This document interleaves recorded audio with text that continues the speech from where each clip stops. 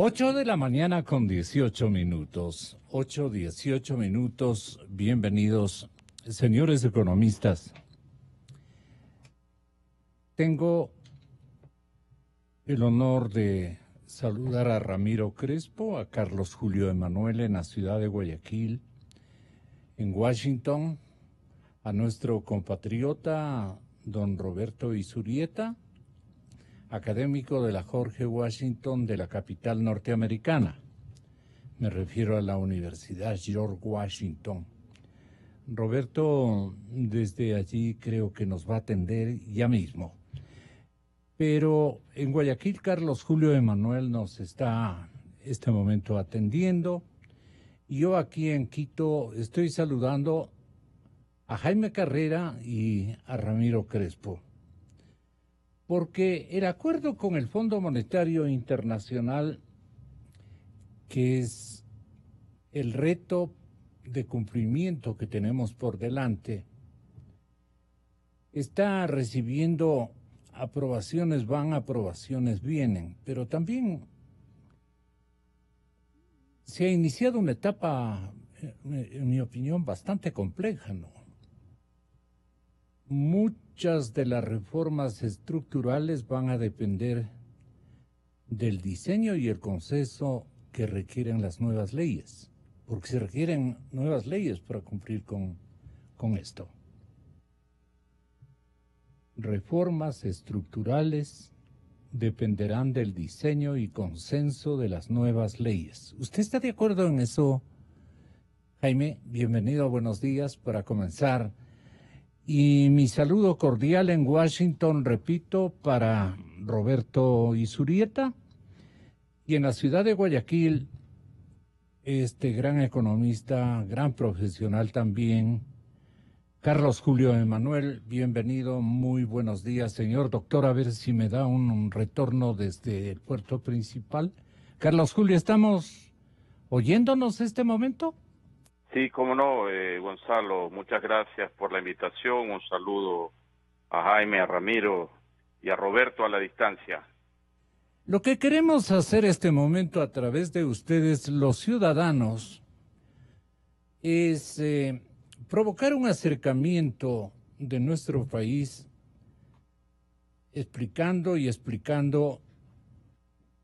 provocar un acercamiento a los multilaterales internacionales que son los que nos van a dar una mano, como siempre ha sido, como siempre ha ocurrido.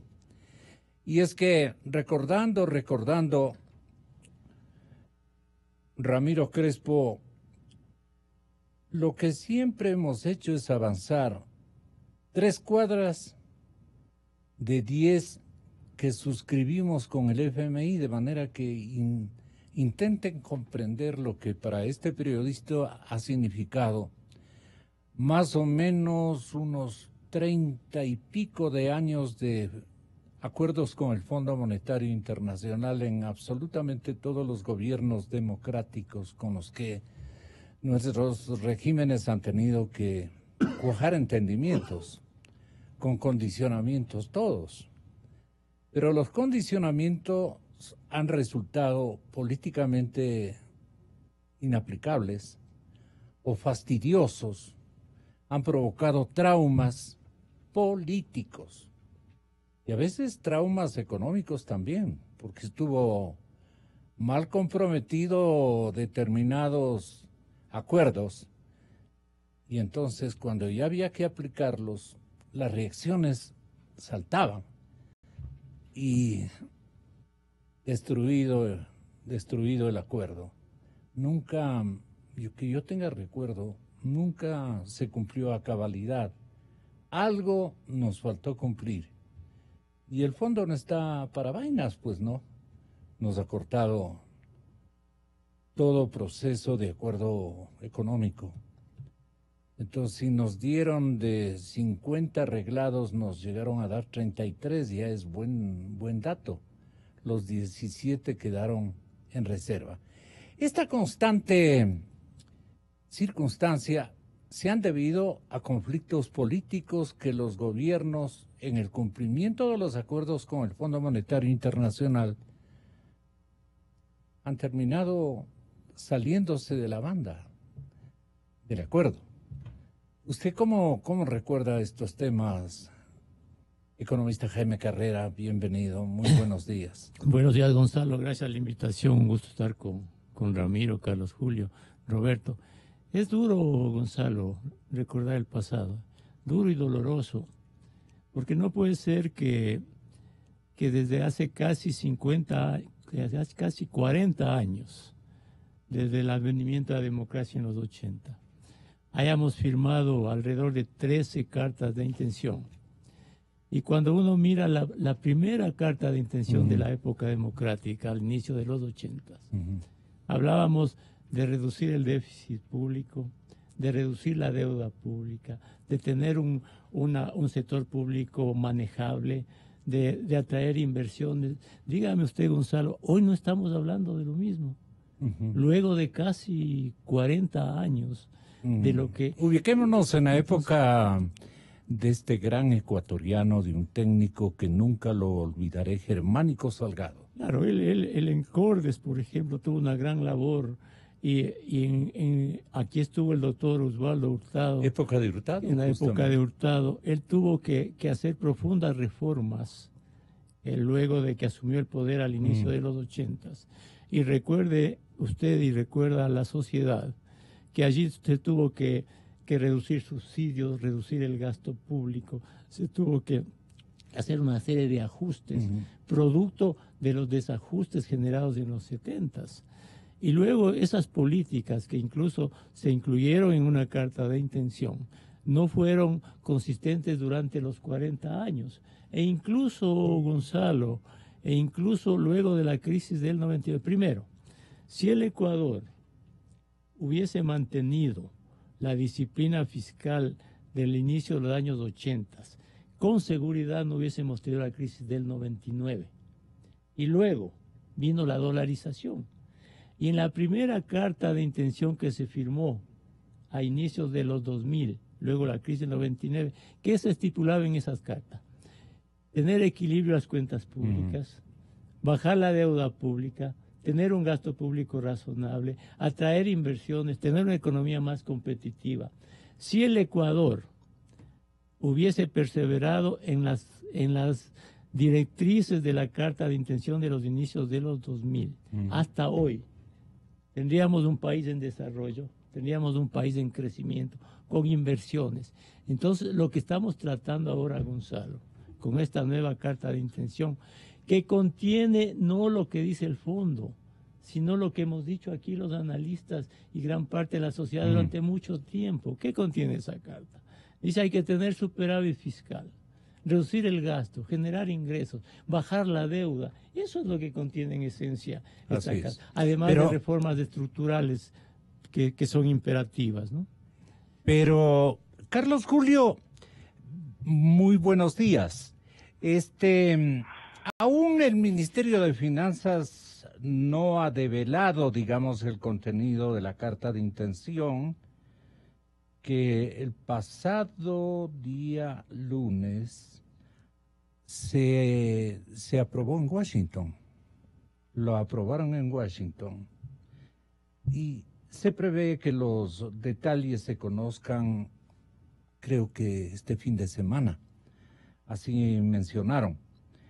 Entonces, no tenemos todavía los elementos que puedan hacer comparable a escenarios anteriores, pero yo, no rebuscándome, sino porque ha sido una especie de acción repetitiva de parte de nuestro Estado, el de comenzar un proceso de enmiendas, crear nuevas leyes, optar por desafíos importantísimos, disciplinas más o menos complejas, exigentes, y luego dejarlo ahí un poco de lado.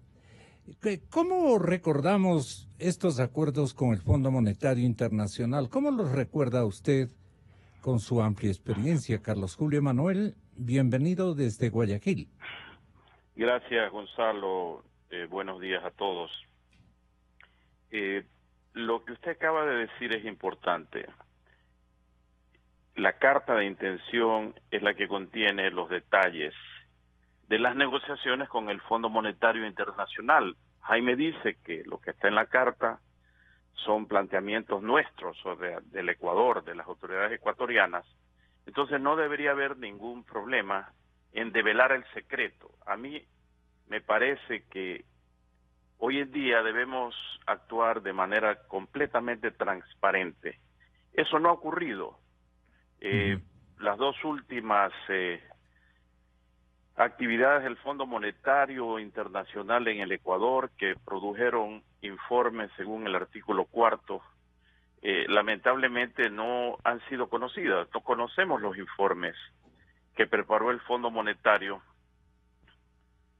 hacia finales del gobierno anterior y a comienzos del actual.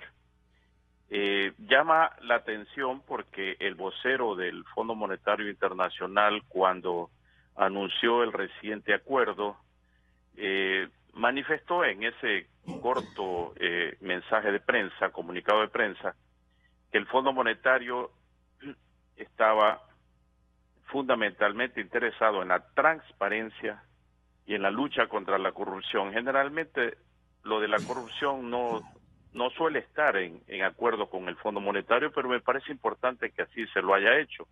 Pero la transparencia sí.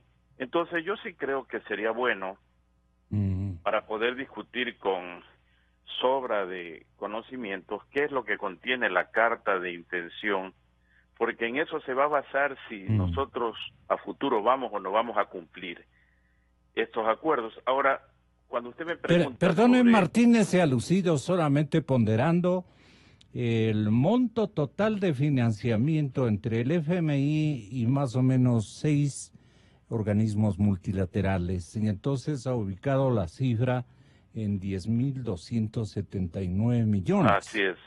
Entonces dice 4.200 son préstamos del FMI, 6.070 son de, creo que 7 multilaterales. Y también nos ha dicho que el tiempo de vigencia es de una década completa, con 4 de gracia, o sea, por ahí están los acuerdos. ¿Qué interesaría más que el Banco de Desarrollo de América Latina, la CAF, que el Banco Mundial, que el Banco Interamericano BID, que el Banco Europeo de Inversiones, que el Fondo Latinoamericano de Reserva?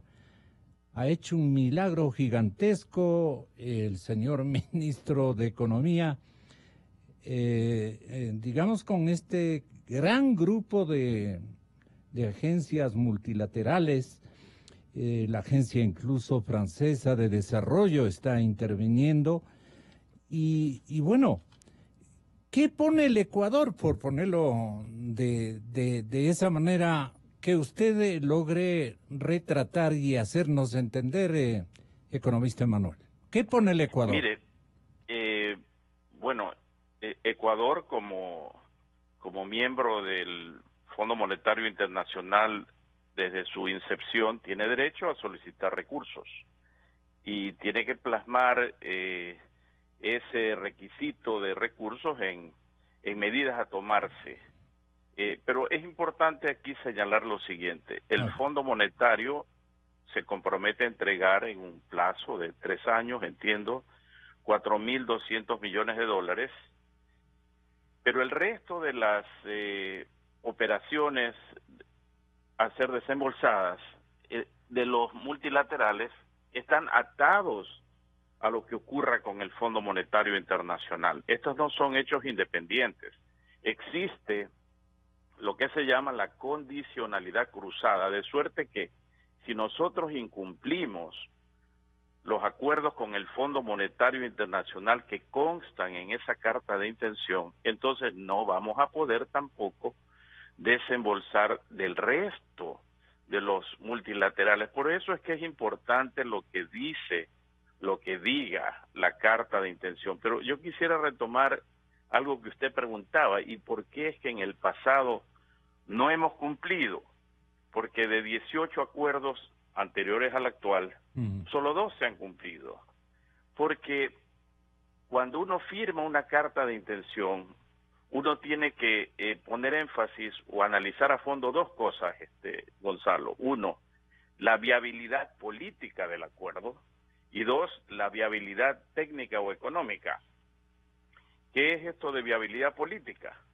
Que usted no se puede comprometer, por ejemplo, a subir impuestos a mansalva cuando usted no controla el Congreso Nacional. Entonces, eso sería inviable políticamente y ningún ministro sensato se va a comprometer con el Fondo Monetario a una serie de medidas que él debe saber que no puede cumplirlas porque no dependen de él, sino de la voluntad política de la Asamblea Nacional en este caso.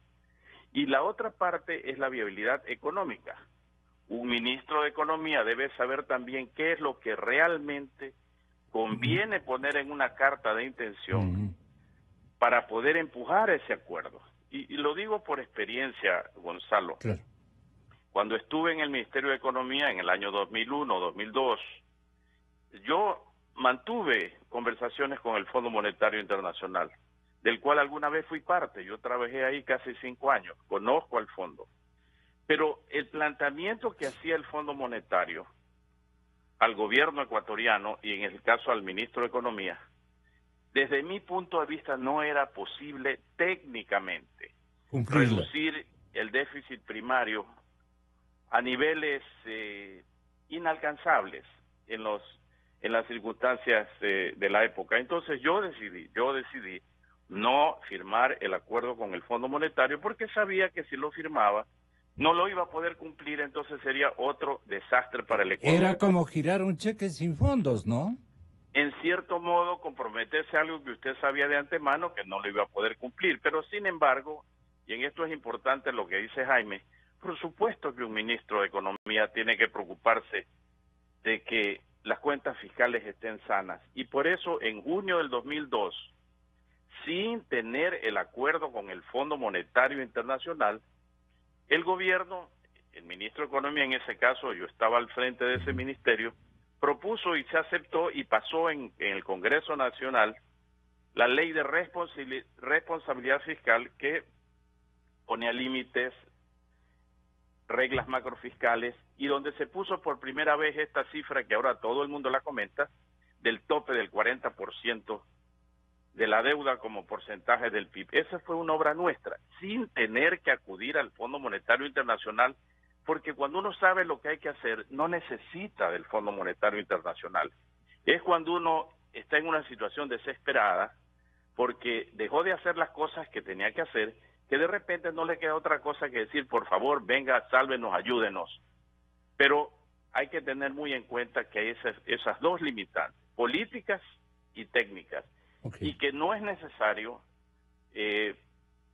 firmar por firmar, no es conveniente firmar por firmar, porque de lo contrario usted va a terminar siendo el gestor de un fracaso más con el Fondo Monetario Internacional.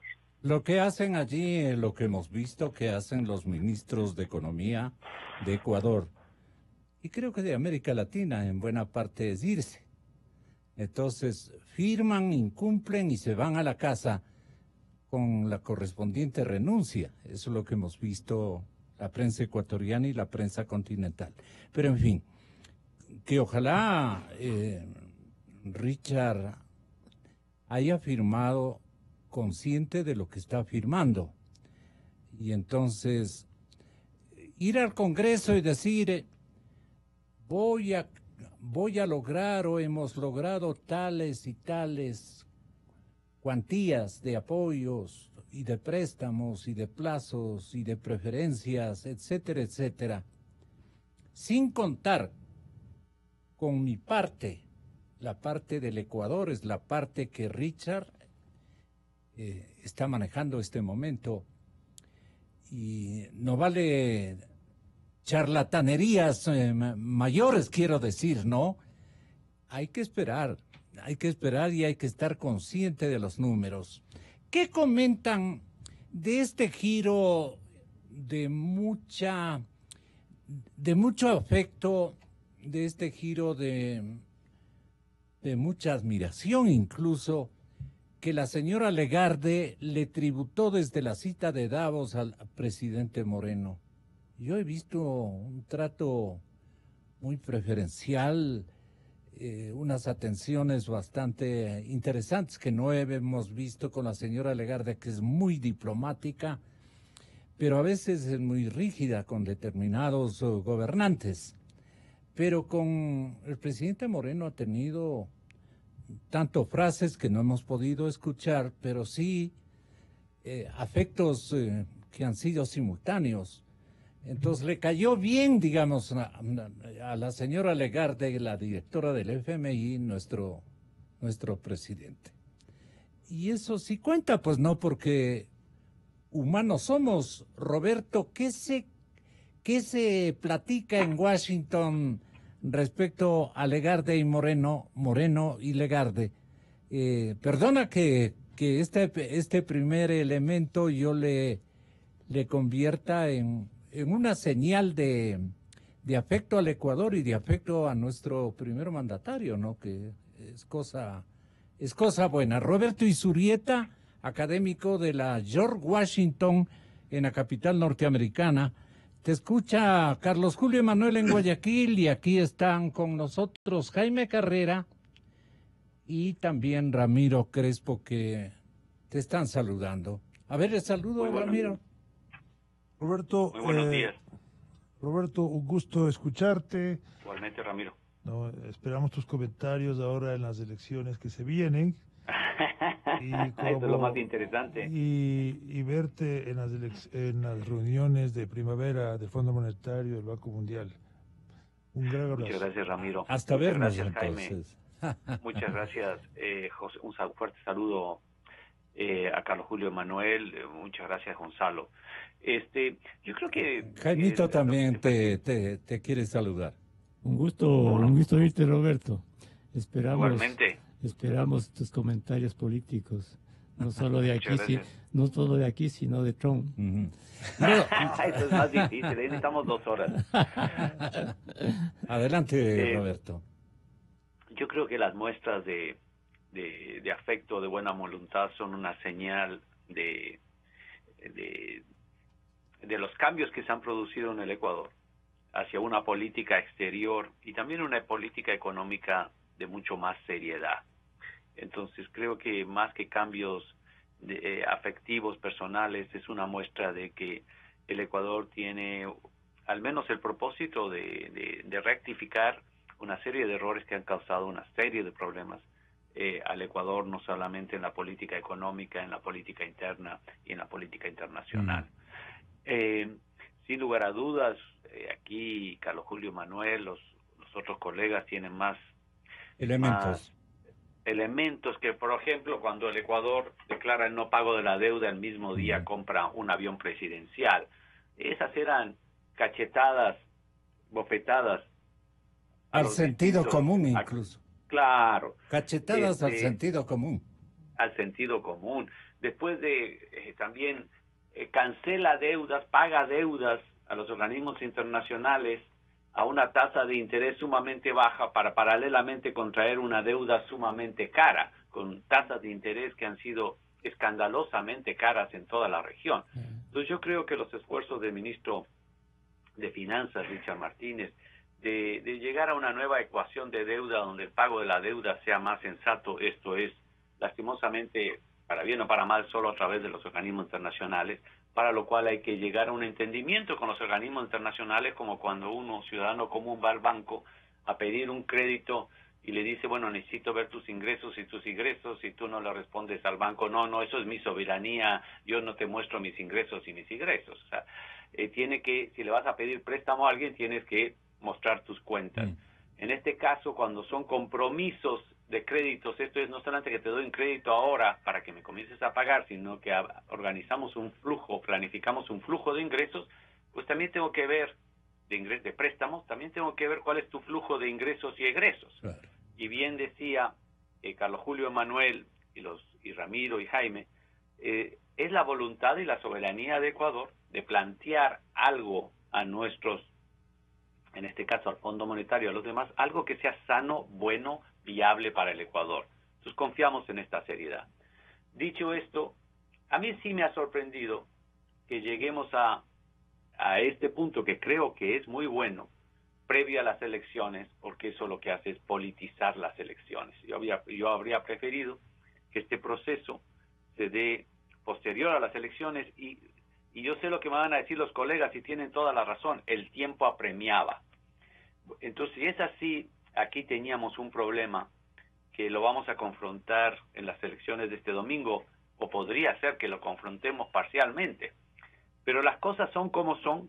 Lo que sí quiero resaltar es que creo que es bueno que el Ecuador esté dando muestras en el exterior de cambios en su política exterior, en su política económica y sobre todo que busque un endeudamiento mucho más sano, porque el endeudamiento que nos quedamos en los años de Correa estaba y está, y es la razón por la cual se está asfixiando al Ecuador. En la capital norteamericana que ustedes, por tu cátedra especialmente, por tu parte académica, estás en contacto con estos altos organismos, ¿el riesgo de Ecuador ha disminuido o no después de este entendimiento en parte preliminar con el FMI? Hay muchos indicadores de riesgo país. Políticamente, si bien el Ecuador tiene una serie de retos y económicamente también, lo que sí se ve es que, en primer lugar, mucha más seriedad en muchas de las políticas de Estado del Ecuador, sobre todo comparando con las políticas que teníamos en los años de Correa. Y sí, un deseo y una voluntad para corregir una serie de cambios de 10 años de indisciplina y de secretismo económico, porque hasta ahora no sabemos exactamente cuáles son los términos del endeudamiento con China y otra serie de créditos y contratos. Entonces, sí, a mí me habría gustado que los avances en todos estos procesos de transparencia, clarificación, corrección de estas enormes irregularidades haya sido más rápido, pero las cosas van en los tiempos y en los momentos que van en el Ecuador. Habría deseado más rápido, estamos tarde y al mismo tiempo estamos adelantados con respecto a las elecciones. Esto se debió haber hecho hace un año o, en mi opinión, después de las elecciones. Pero los tiempos son los tiempos y estamos enfrentados en esta situación. Creo que es bueno y esperemos lo mejor. Lo que yo narraba con ojos no tan efectivos, pero ojos realistas. La señora Lagarde sí ha tenido actitudes de mucho acercamiento con el señor presidente Moreno. ¿Crees que no estoy equivocado? No, estás en lo correcto. Lo que yo creo es que eso es el resultado, más que de afectos o personales, es el resultado de que la comunidad internacional sabe las irregularidades, las informalidades, las irresponsabilidades que se estaban cometiendo en el Ecuador en los últimos años, y sí reconocen el deseo de que esas irregularidades y responsabilidades se corrijan. Entonces creo que es la muestra de ese reconocimiento que es claro a nivel internacional en el campo político y económico.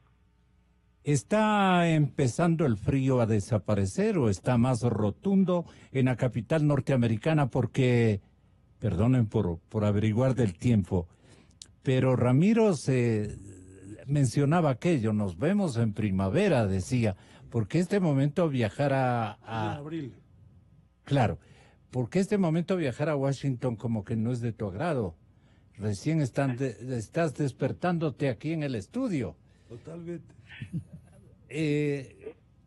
¿Cuál es tu parecer sobre la actual renegociación con el Fondo Monetario, mi querido Ramiro? A ver, ahorita están a pronto, entiendo, en Washington, ya el 21 de marzo comienza la primavera, pero ya se está sintiendo algo y eventualmente van a venir los famosos cerezos en flor, los cherry blossom, que es un momento hermoso, pero creo que lamentablemente ocurrirá antes de las reuniones de primavera y no lo veremos.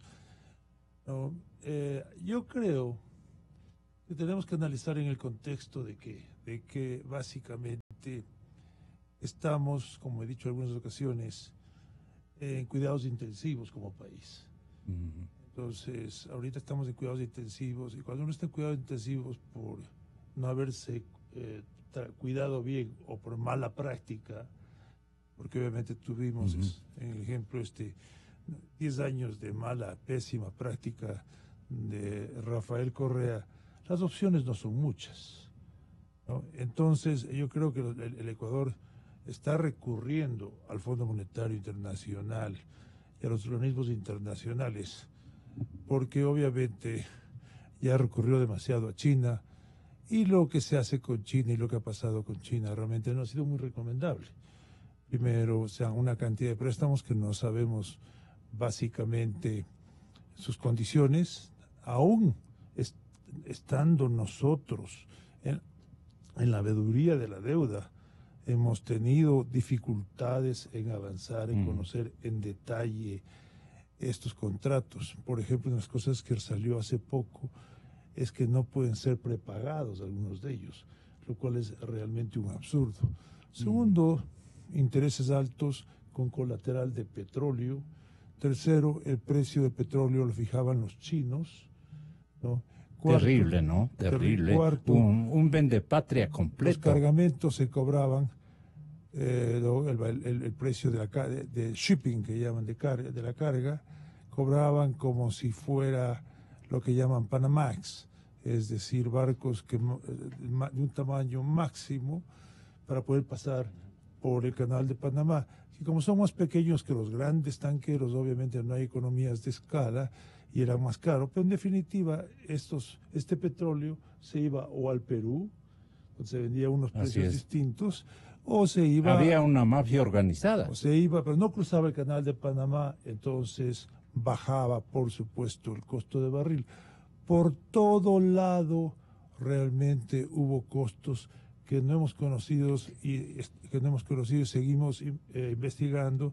Lamentablemente, la Contraloría está con demasiadas cosas y estamos avanzando más lentamente de lo que deberíamos. Yo creo que pronto... Es que hay que complementar informes que también son muy significativos para recaudar montones de plata que... Sí, quedaron 11 temas pendientes. Sí, quedaron muchos temas incompletos en la indagación, ¿no? Uno de esos, por ejemplo, fue el tema de los CETES, que ya se lo avanzó.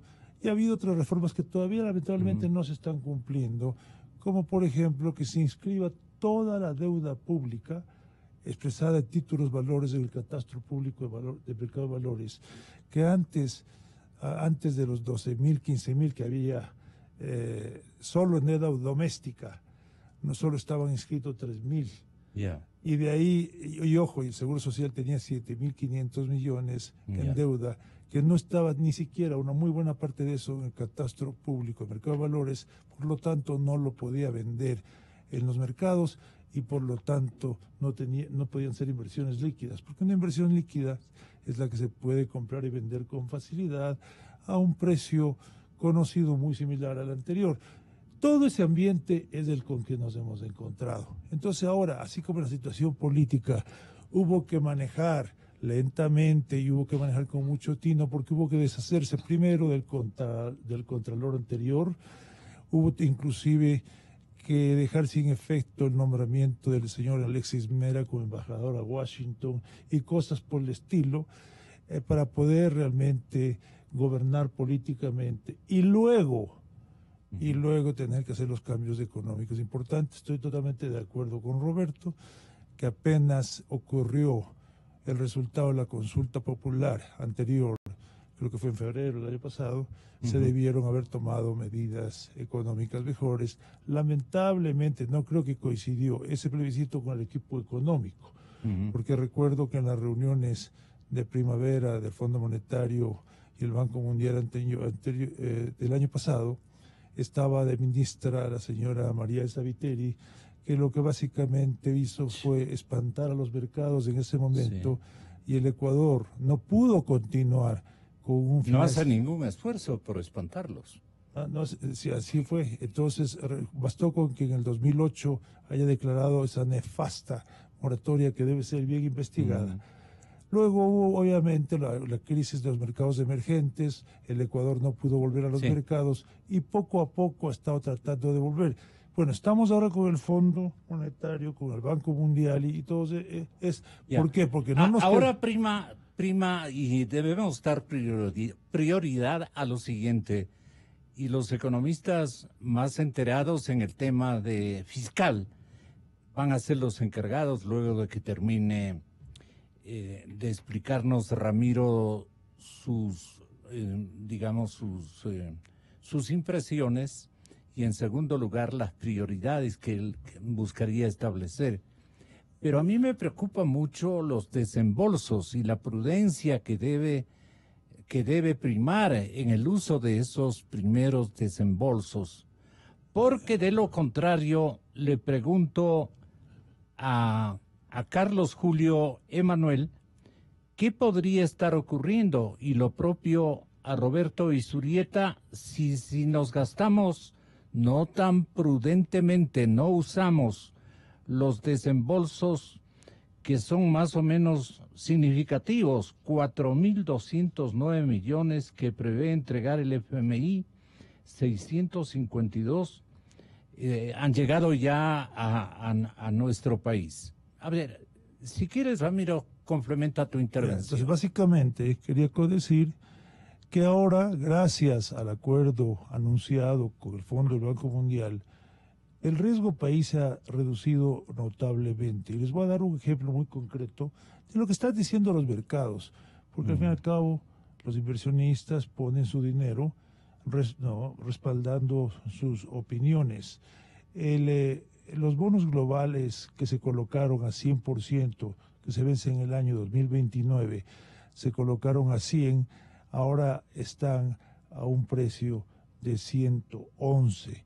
El rendimiento está en el 9.05, o sea que hemos bajado. Son indicadores del día, ¿no? Hemos bajado, sí, de ayer, hemos bajado 10.75, de 10.75 del interés que pagamos a 9.05, lo cual quiere decir 1.70, ¿no? Por ciento que hemos bajado. Eso quiere decir $1.700 por cada... Okay. Por cada $100,000 quiere decir $17,000 por cada millón solo en intereses. Ahora, la pregunta es ¿por qué el gobierno sale sabiendo que estaba en acuerdos con el fondo a un costo tan alto en enero cuando, porque es altísimo? Entonces aquí ¿Qué es altísimo? 10.75, endeudarse a 10.75 es un endeudamiento muy caro. Entonces aquí o estaban desesperados por dinero, ojo, podía ser ese motivo. Creo que no había ni para... o no estaban muy seguros de que iban a llegar realmente al acuerdo. Hubiera sido mejor esperar un poquito. Si hubiera estado más seguro y si hubieran seguramente no estado desesperados. Pero ahora han llegado y ya se está notando el impacto sin saber, ojo. Pero eso no debe haber sido ineptitud de Richard, sino necesidad emergente. No había para el pan. No había para el pan del desayuno. No había para el pan del desayuno y posiblemente no estaban seguros de que sí iba a salir pronto el acuerdo del fondo porque estaban en ese proceso. Pero lo importante es que han anunciado que este sábado, según entiendo, van a avisar más los detalles. Si en este momento, sin saber los detalles, ya los mercados han reaccionado positivamente, haciendo que se reduzca el riesgo país y el costo del dinero para el Ecuador, para, por ejemplo, cuando quieran manejar los pasivos y refinanciar. Si los detalles son muy interesantes para el mercado, podemos seguir reduciendo el costo de dinero, el riesgo país. Y eso tiene un gran impacto, no solo en las finanzas públicas, sino también en el sector privado. Ya vimos, por ejemplo, que apenas salió el Ecuador y se anunció el anuncio con el fondo y con el Banco Mundial, ya salió un Keyport del sector privado con una emisión propia del sector privado. Si seguimos así, pronto el sector privado podrá salir directamente a los mercados internacionales y tendrá más opciones de financiamiento más barato. Bueno, este destaque que tú haces es importante, pero vamos viendo con el exministro Carlos Julio Emanuel. El uso prudente de los desembolsos es clave para que las cosas salgan a perfección? Y la misma pregunta para Jaime Carrera. Carlos Julio. Bueno, sin duda, esperemos conocer un poco en detalle cómo se van a manejar esos desembolsos. En la medida en que los desembolsos se den en función del cumplimiento de las cláusulas contenidas en la carta de intención. Yo quería hacer un comentario para que quede claro lo que acaba de decir Ramiro. Cuando los bonos ecuatorianos, y aquí sería importante, Ramiro, una aclaración tuya, cuando los bonos ecuatorianos ahora se están vendiendo al 111%, es decir, que se están vendiendo con un premio porque hay mayor demanda por los bonos ecuatorianos, eso lo que significa es que el rendimiento para quienes compran esos bonos con ese sobreprecio, con ese premio, va a ser menor que quienes compraron al 100% o que quienes compraron a menos del 100%. Pero para el Ecuador no le disminuye absolutamente nada el costo de los intereses, o los intereses, porque los intereses que paga el Ecuador están en función de la tasa del cupón. Lo que significa esto es que para futuras emisiones que haga el Ecuador, habrá una referencia de que en realidad el costo para el Ecuador debe ser inferior de lo que era antes, pero las emisiones que ya están hechas, en esos casos Ecuador va a tener que seguir pagando la tasa, si era el caso del 10,75%, hasta que se termine de pagar ese bono, o si el Ecuador tiene capacidad pues de recomprar esos bonos, sería ideal. Y esto nos lleva a un punto que a mí me parece importante. Primero, recalcando algo que se dijo aquí por parte de Roberto, y también lo ha dicho Ramiro, nos demoramos demasiado en ir al Fondo Monetario Internacional. Y nos demoramos demasiado porque los dos primeros ministros de Finanzas del gobierno del presidente Moreno eran ideólogos o seguidores de la ideología del socialismo del siglo XXI. Sí. Ese fue un error de Moreno. O no sé si sea error o acuerdo. Los dos primeros ministros definitivamente siguiendo la misma línea de los ministros de Correa. Y el segundo punto que quería señalar, Gonzalo, es que mire lo que acaba de decir Ramiro y lo que dijo Roberto. Toda esa maraña de ocultamientos respecto de la deuda con China nos debió haber llevado hace tiempo, y especialmente en diciembre pasado, cuando el presidente Moreno estuvo en China, a replantear todo ese esquema. Ese endeudamiento con China es bárbaro. Pavoroso. Debió cortárselo como hizo Alejandro Magno, el nudo gordiano. Dejémonos de cuentos. Más bien fueron a pedir más plata. Replanteemos la operación. Y no les dieron. Más bien fueron a pedir más dinero y no les dieron. Les dieron $900 millones, de los cuales 650, si mal no recuerdo, era en efectivo. Pero la solicitud parece que era muy grande. ¿La qué? La solicitud, fueron con solicitud en la mano. Eso tendrá que decirlo el ministro Martínez. Le dieron 650 millones en efectivo y 250 millones equivalentes en yuanes para que los chinos sigan haciendo proyectos en Ecuador de mala calidad y con sobreprecio. Así es. Ese era el momento de que el presidente de la República le diga a su par chino, el presidente China, miren, no desconocemos la deuda con China, pero en las circunstancias como ha sido contratada no podemos seguir honrándola.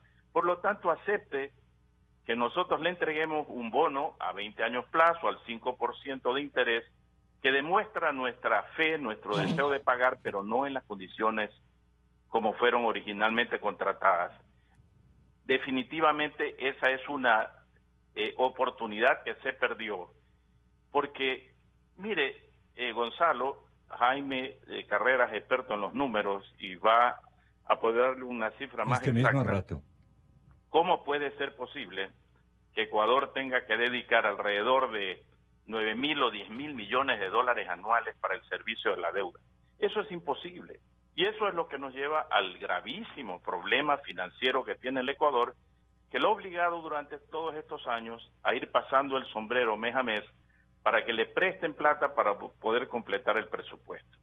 A grandes males, grandes remedios. Yo sigo insistiendo en algo que el Foro de Economía y Finanzas propuso hace tiempo, la reestructuración de la deuda, especialmente la deuda con China, la transparencia de todas las negociaciones. Es más, se ha preparado en el Foro de Economía y Finanzas una carta a la señora Lagarde, justamente para pedir que transparenten todos estos informes hechos por el Fondo Monetario Internacional con respecto a la economía ecuatoriana, porque nosotros tenemos el derecho a saber.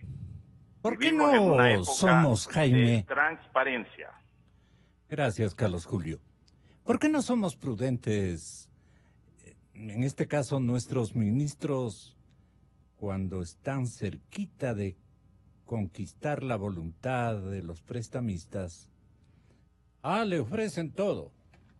No se preocupe, nosotros vamos a cumplir, pero por esto yo aquí, pues, etcétera, etcétera. Y después las cosas se tornan difíciles de complementarlas, y ahí vienen los problemas. ¿Qué habría que aconsejar a Richard? Uno de los primeros consejos, Gonzalo, y usted lo dice muy bien, cuando se está fuera del poder, se ofrecen muchas cosas. Y cuando ya se está manejando las cuentas públicas y el poder, se niegan muchas cosas desde adentro. Y yo quiero remarcar en lo que dice Carlos Julio, la transparencia en este acuerdo con el fondo, y no solo en el acuerdo con el fondo, siempre la transparencia es fundamental, porque los gobiernos deben entender que ellos administran nuestro dinero. Los gobiernos administran nuestros fondos, nuestros recursos. Los gobiernos tienen la obligación de rendirnos cuentas y de decirle a toda la nación, de darle toda la información sin restricciones, sin restricciones. Y lamentablemente ocurre lo contrario.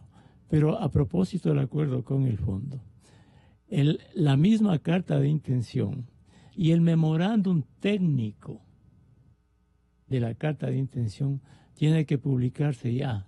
Tenemos que conocer todos los ecuatorianos, pero no solo eso. El ministro acaba ayer en la asamblea de dar algunos detalles de las metas del programa. Primero, todas las metas del programa en cuanto a superávit fiscal, a reducir el gasto, a generación de ingresos, van a ser concebidas en función de todo el sector público. ¿Qué se entiende por todo el sector público? El gobierno central, que es el presupuesto, más los gobiernos seccionales, más el IES y otras seguridades sociales, más las empresas públicas.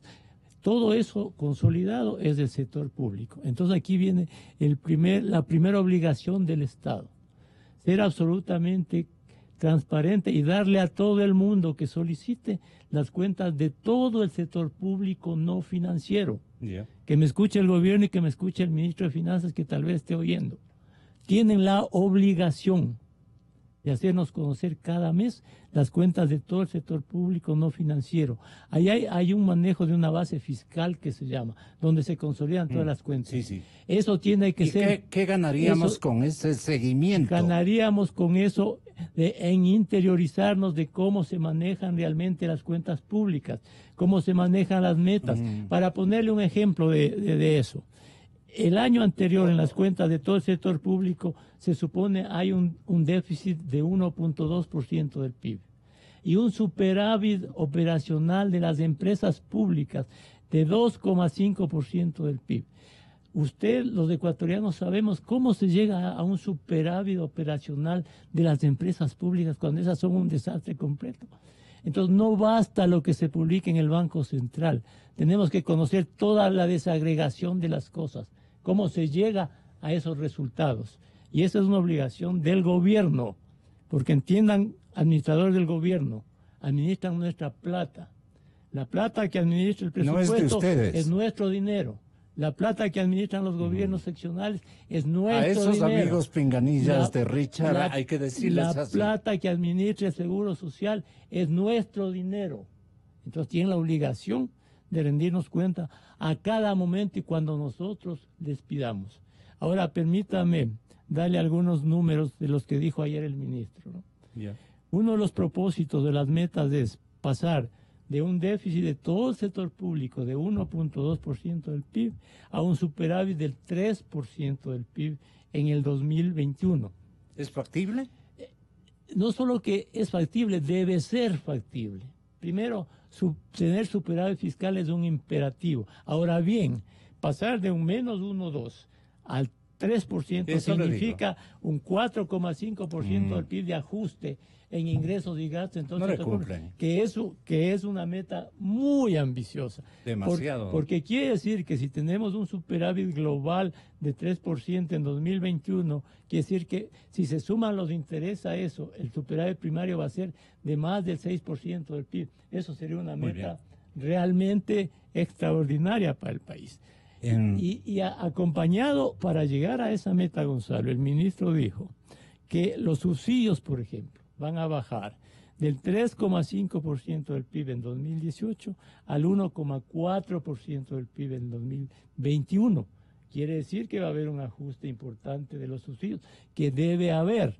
Esto está supeditado al precio del petróleo y a otras condiciones, pero es importante un ajuste de esa magnitud. También se habla que la masa salarial de todo el sector público va a bajar del 9,9% del PIB al 8,9% del PIB en 2021, algo insuficiente, absolutamente insuficiente.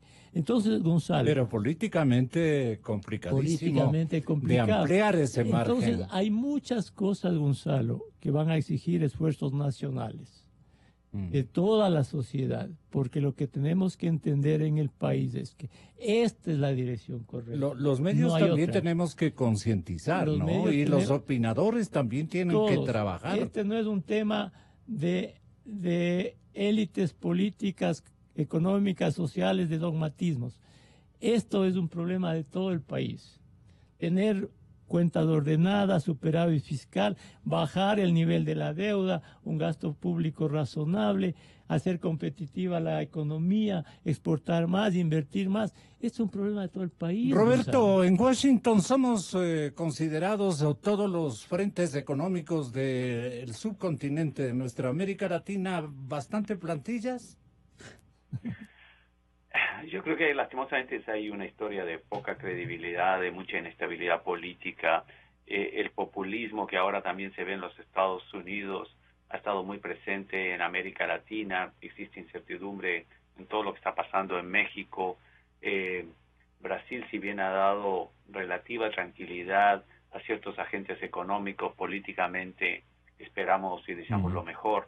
La situación de la Argentina es una situación muy particular, porque recuerdo en un programa que estaba viendo la semana pasada que dentro del marco de la politización de la economía, por decir así, cuando una candidata de izquierda decía, bueno, pero estaban hablando de Venezuela y decían, ay, ¿cómo está Argentina? Digo, sin lugar a dudas, o sea, yo habría dicho, sin lugar a dudas, la situación de Argentina es difícil, pero está tratando de ordenar su economía, y una cosa es tener una inflación del 50%, que es muy malo, pero otra cosa es la situación de Venezuela, donde no solamente tiene la inflación más alta de América Latina, más alta del mundo, sino también la más alta de la historia de la humanidad.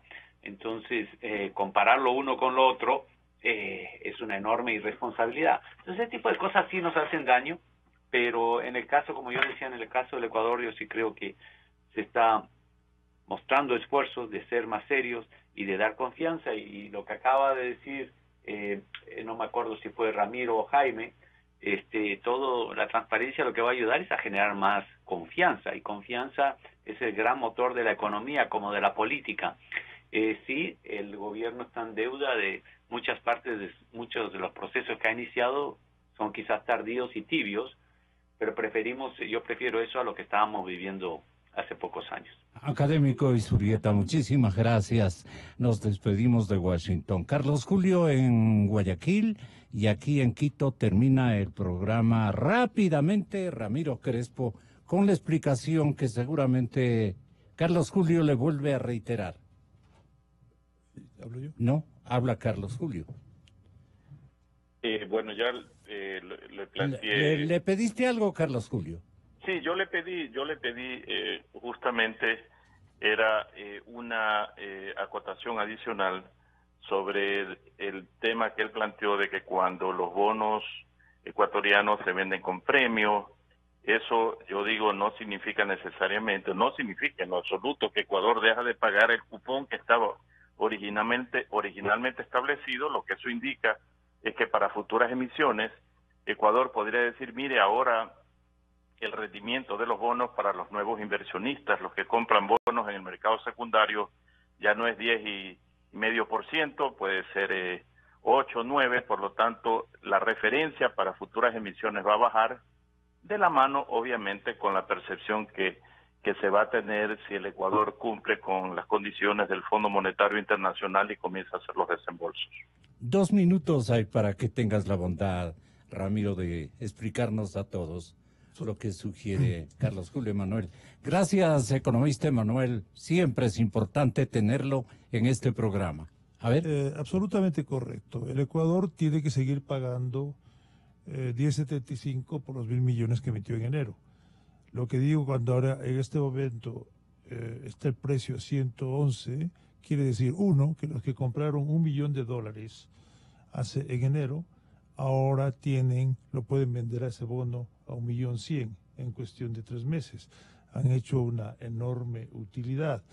Y hablamos de que seguramente hicieron esa emisión porque necesitaban pagar el pan de cada día o porque no estaban muy seguros del acuerdo con el fondo. Pero el hecho de que el acuerdo con el fondo hace que el precio suba y los nuevos compradores estén dispuestos ya a un 9%, para aceptar un 9% y no un 10.75%, hace más fácil las emisiones en el mercado secundario, porque el mercado secundario es el que determina el precio al que salen las emisiones en el mercado primario. Entonces lo que tiene que seguir haciendo el Ecuador es reduciendo ese riesgo país para que en el mercado secundario, por ejemplo, en los bonos que estamos hablando, ya el precio no suba a 111, suba a 112, 113 o lo que sea, para que el rendimiento sea del 5%, por ejemplo, y las nuevas emisiones del Ecuador saldrán al 5%, pero efectivamente el Ecuador tiene que pagar, en el caso 10.75, y hay un problema, lamentablemente. Por ejemplo, cuando se hicieron los bonos 2012 y 2030 que se declararon en moratoria, esos bonos tenían lo que se llama un call option, una opción de que si el precio subía de 100, por ejemplo, si hubiera tenido el precio estando a 111 ahora, por ejemplo, el Ecuador podía retirar a 100 y hacía una nueva emisión a 9%. Eso no se ha incluido desde la moratoria que hizo la señora María Elsa Viteri, y el gobierno de Correa no se ha incluido. Entonces, si el Ecuador quisiera retirar esa deuda ahora, el día de hoy, la deuda que emitió hace 3 meses, tendría que retirarla no a 100, sino a 109. Ahora, lo importante es también que como tenemos tanta deuda a corto plazo, entonces esa deuda la vamos a tener que refinanciar. Y al tenerla que refinanciar, la vamos a refinanciar a largo plazo. Y si seguimos reduciendo, por ejemplo, ya no es 9% lo que exigen para el bono 10.029, si baja a 7, si emitimos otra vez, o a 6, emitimos bonos para refinanciar la deuda que se vende, por ejemplo, en el 2020, esa deuda saldría al 6%, lo cual es mucho mejor. Pero obviamente hemos tenido que pagar y seguiremos pagando por buen tiempo la absoluta imprudencia e irresponsabilidad de haber declarado moratoria, etcétera, en el año 2008. Lo último, el sinceramiento, esto como ecuatorianos, me gustó y muchísimo. Muchas gracias. Las órdenes. Señoras y señores, como siempre, buscando la verdad. 92.5